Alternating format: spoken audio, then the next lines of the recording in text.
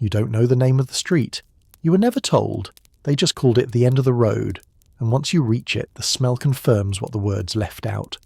Stale wine, rotten meat, a sharp metallic trace in the air you later learn is dried blood.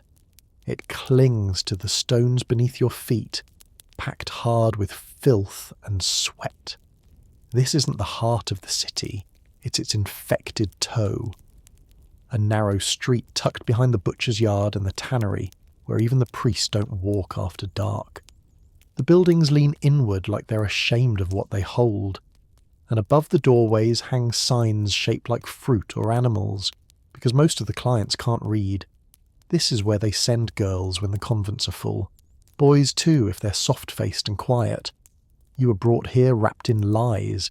They said you'd be serving food, or learning a trade, that you'd be part of a household. You are, just not the kind they meant. The madam gives you a room with no door, a pile of straw, and instructions that don't need repeating. The girls who've been here longer already know.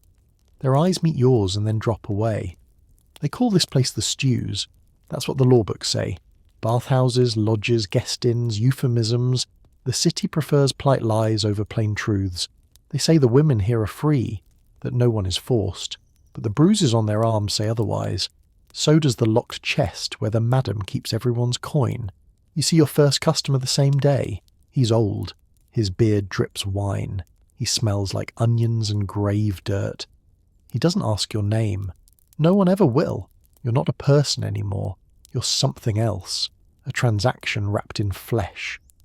On the walls of the brothel, scratched into the wood with knives and broken nails, are names. Some real, most fake. Anne. Maria.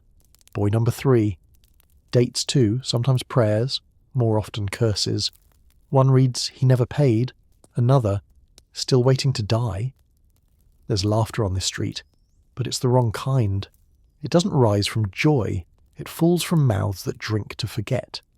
Drunkards stagger past the doors, throwing coins like dice.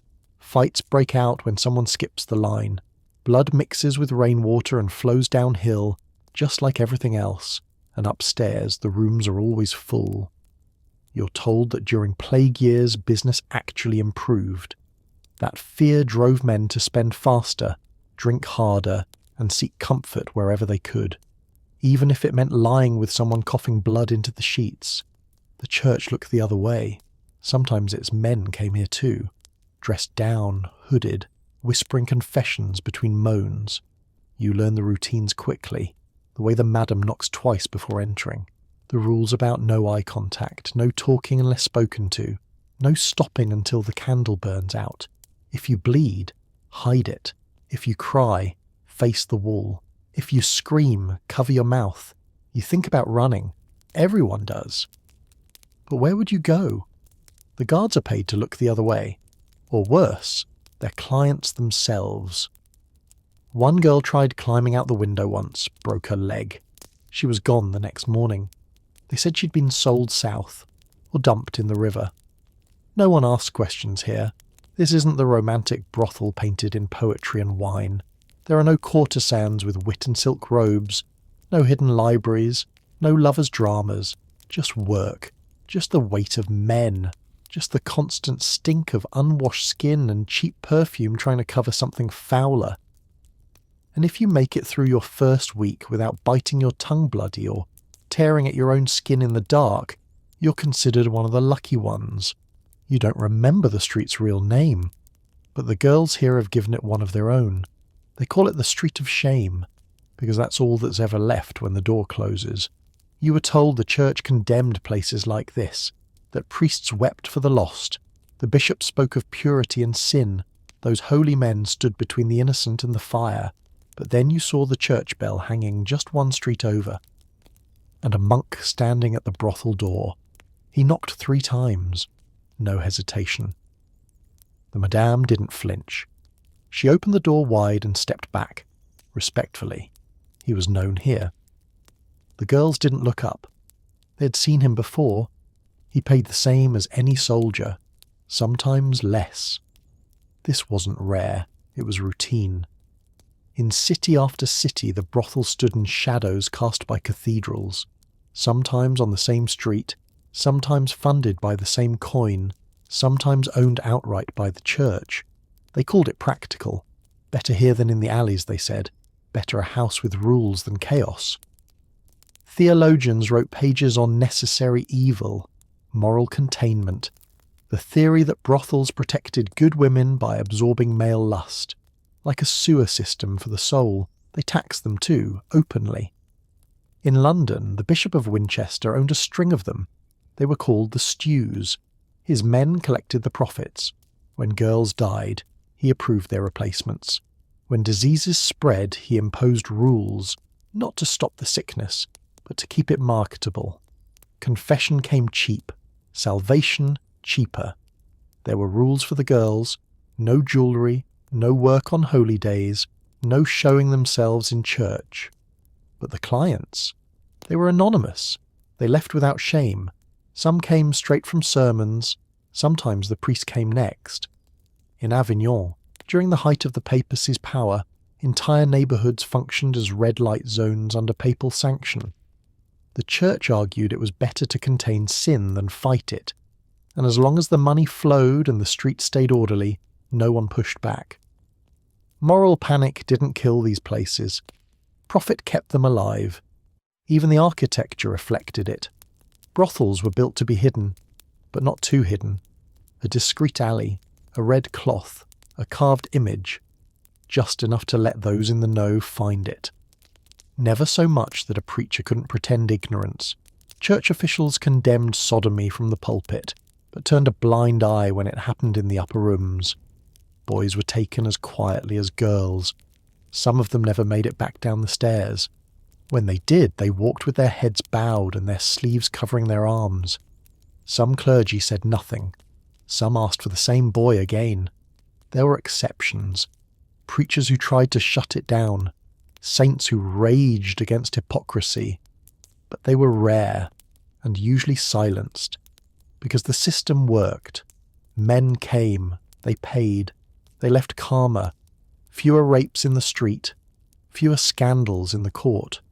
The church could claim it was managing sin, not enabling it.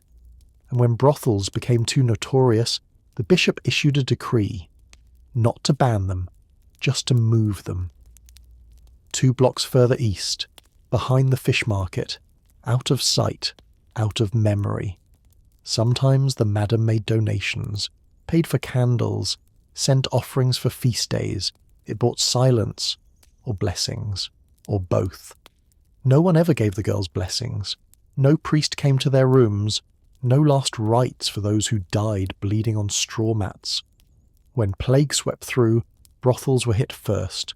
Close quarters, too many bodies, no medicine. The church sent prayers from afar. Some brothels burned rather than risk quarantine. The girls inside locked in with the doors barred. Afterward, the church sent crews to clear the bodies, not out of mercy, to reclaim the property. Some girls tried to turn confession into rescue. They told the priest what happened, what they endured. Some even named names: noblemen, guards, city officials. The priest nodded, promised silence, and nothing changed. Because shame didn't belong to the men who paid. It belonged to the women who survived. The church taught that Mary Magdalene was a whore before she met Christ, that her salvation lay in obedience, in washing the feet of men, in silence, in tears, and that lesson stayed. No matter how many candles you lit, you were never clean again. You were sold like bread. No one said it out loud, but that's what it was. A price, a body, a trade. Sometimes it started with hunger, a bad harvest, a sick parent, a landlord who knocked too often. Your father owed the coin, so he sent it to you. Your mother cried, but did nothing. The city offered no help. The church said pray. And the merchant at the edge of town said he knew someone who was hiring. You walked behind a mule cart for 2 days before you saw the city walls. You didn't know what waited. Others were stolen outright, snatched from market squares, taken at night, traded between gangs, smuggled across rivers, brought in as servants, then locked inside rooms with no windows, no doors on the inside, just a handle on the outside that only turned one way. Once inside, you were valued the same way you might price a loaf of rye. By freshness, by texture, by how long you'd last. You were measured, bathed, shaved, oiled, not out of kindness, only to check for bruises, scars, diseases. Your teeth were examined, your skin poked, your hips pinched. Then the madam wrote your number in the ledger. Not your name, a number. Some girls cost a silver coin per visit, others less. If you were new, young, unblemished and quiet, you fetched more. The madame took most of it. You were given a cut, enough to eat, barely. But you owed her, for the bath water, for the linens, for the candle wax, for the room, and your debt never stopped growing. In London, brothel girls were taxed per week. If they didn't earn enough to cover it, they were beaten or thrown out. In Suffolk, every girl paid rent to the bishop's men, who sent collectors on Sundays right after Mass. In Avignon, you had to pay for your own chamber pot. Most of the money flowed upward, to the landlord, to the guild, to the constable, to the priest who turned his head. The brothel was just one piece in the city's economic machine. It brought coins from travellers, soldiers, pilgrims and thieves, and the city welcomed that. Girls were cheaper than walls, and more profitable than bread. There were brokers, men and women, who made careers out of supply. They scouted poor villages. They watched for vulnerable mothers. They waited outside plague clinics. And when they found the right girl, they offered help. Work in the city, good pay, better than the fields. And most of it was technically true. You did work. You were paid. Just not in a way you could ever leave. Some brothels ran on a token system. The client paid in advance. The girl received tokens at the end of the week. They could be exchanged for food, wine, soap, but not freedom. Because freedom costs more than any of you would ever make. You were a commodity, like salt, like wine, like wood. You were priced, logged, compared, inspected. If you aged, your rate dropped. If you got pregnant, you were hidden. If you got sick, you were replaced. And if you tried to leave, the guards would drag you back. Not because they missed you, but because you were someone's property. Someone had paid for you. And in the eyes of the law, that made you real. You saw girls come in glowing with hope, eyes wide, hair clean. 2 weeks later, they moved like ghosts, silent, mouths trembling, skin marked. You saw boys too, less often, but there, quieter, watch more closely, sold for more. They didn't speak. They were taught not to. Some clients paid extra to hurt you, not in secret, openly. It was considered a taste, like preferring red wine over ale. The madame took a higher fee. You got nothing. If you resisted, you were replaced. If you bled, you were blamed. If you died, you were burned with the rubbish behind the butcher's shop. The city ledger marked the brothel as a revenue site. No one ever questioned the numbers. They didn't come for sex. Not really. That's what they told themselves, what they told their friends, what the coins were supposed to buy. But it wasn't the act. It was the power. That's what they paid for. To walk into a place where no one could say no. To enter a room and know that someone waited behind a curtain. Silent, already undressed, already prepared. To know they wouldn't be judged. Not for the smell, not for the filth, not for the cruelty. They weren't paying to be loved. They were paying to be in control. Some brought gifts, flowers, ribbons, trinkets stolen from the market. Not out of kindness. To create a false bond. A moment where the girl might smile, and when she didn't, they took it as an insult. So they made her earn it. Others were quiet. They didn't speak, just pointed, or waited, or lit candles and sat in silence while the girl tried not to shake. Some wanted conversation, not about anything real. They asked questions and answered them for you.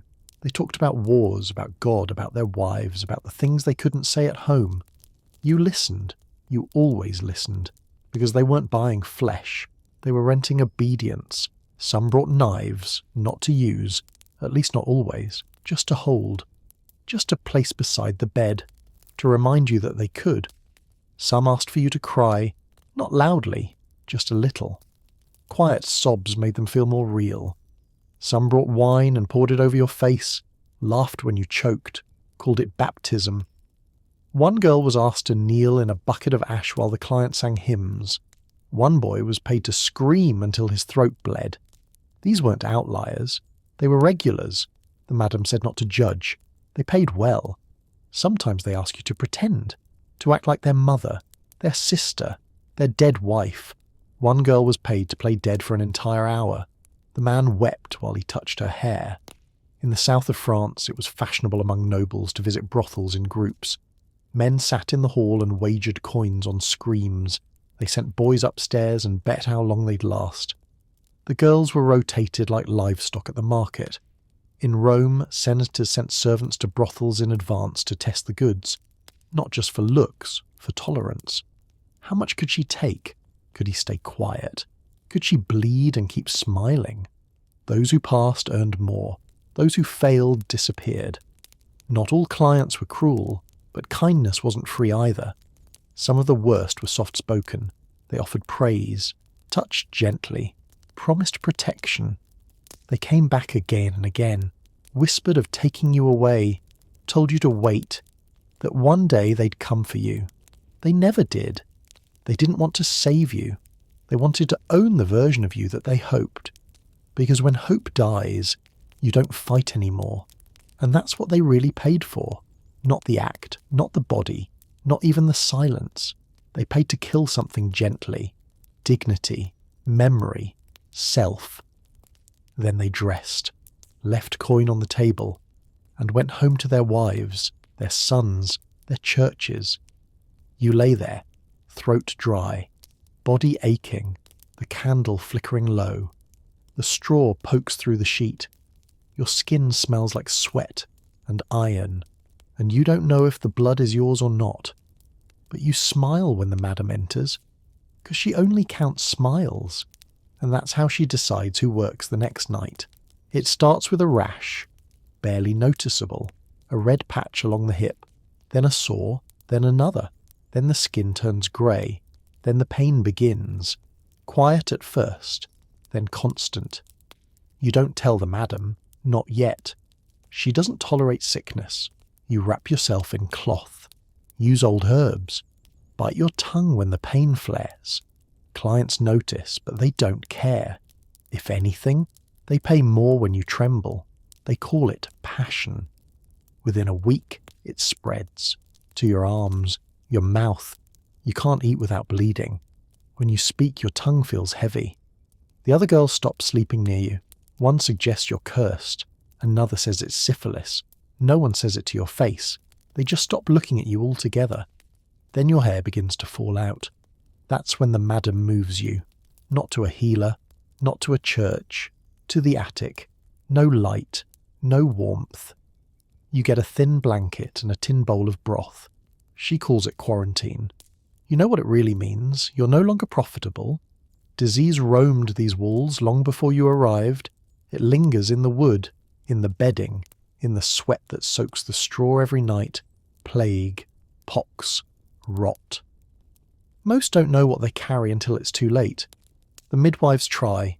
Some still use leeches, others burn herbs, some places apply hot coals to infected flesh. If you scream, they say it means it's working. Most girls die anyway. Not quickly, slowly, over months, one piece at a time, and the ones who survive rarely return to the rooms. Their faces don't match their bodies anymore. Their voices shake. One girl went blind before she was 17. Another started seeing things that weren't there. A man in the corner, a face in the mirror, a whisper behind her ear. Madness comes slowly, not with screams, but with silence. You forget names, then faces, then what day it is, then who you were before all of this. Sometimes the madam keeps the sick girls locked away. She calls it mercy, but it's not. It's containment. Disease is bad for business. If a client catches something, they don't complain. They blame the girl. They say she was unclean, that she tricked them. Some return just to strike her.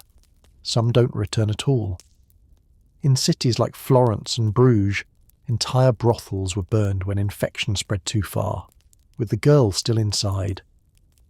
The city called it preventative, and no one wept. The church offered confessions, but not cures, prayer, but no comfort. In some cases, priests blamed the girls themselves. Sin, they said, had opened the door to disease. Repentance might save the soul, but not the skin. Doctors refused to enter. They wrote from a distance, called the symptoms God's punishment. They noted pustules, ulcers, madness, decay. They called it venereal.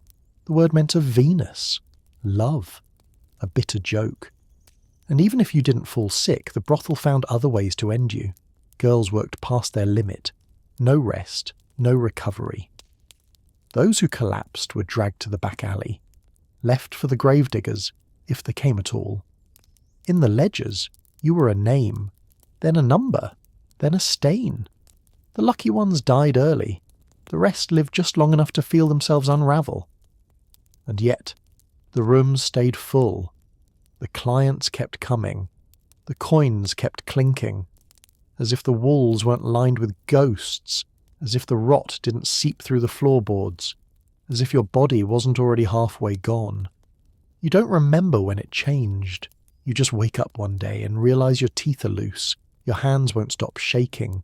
Your breath smells like something already dead. The madame stops calling your name, and then you know you've reached the final price. You think about leaving. Everyone does, eventually. Sometimes it's after the first man, sometimes after the 100th. Sometimes it comes quietly, after a night when no one hits you, and you feel almost human again. That's when the idea creeps in. Maybe I can still get out. You ask the girl who's been here the longest. She smiles, but it doesn't reach her eyes. She tells you a story about a girl who ran, climbed the roof, dropped onto the cobblestones, limped 3 streets before a guard caught her. They brought her back with both arms broken. The madam made the others watch. That was supposed to be a lesson. But it wasn't the only story. Another girl bribed the cook, slipped away under a laundry cart. She made it to the city gates, even found work cleaning stables. But someone recognised her. Word spread. The stable owner turned her in. Not because she broke a law, because she broke the system. And systems don't forgive. You can't marry. No one wants a wife who's worked the stews. You can't join a guild. You don't have a trade. You can't buy land. You don't have a name that matters. You're not even allowed burial in consecrated ground. Once you leave, you live on the edges. A laundress, if you're lucky. A beggar, if not. Some end up in worse brothels. Some drink until the days disappear. Some walk into the river and don't walk out. Most come back. Not because they want to.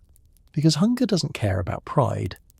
Because no one outside the brothel sees you as more than a ruin. And at least inside, you have a roof. Even if it leaks.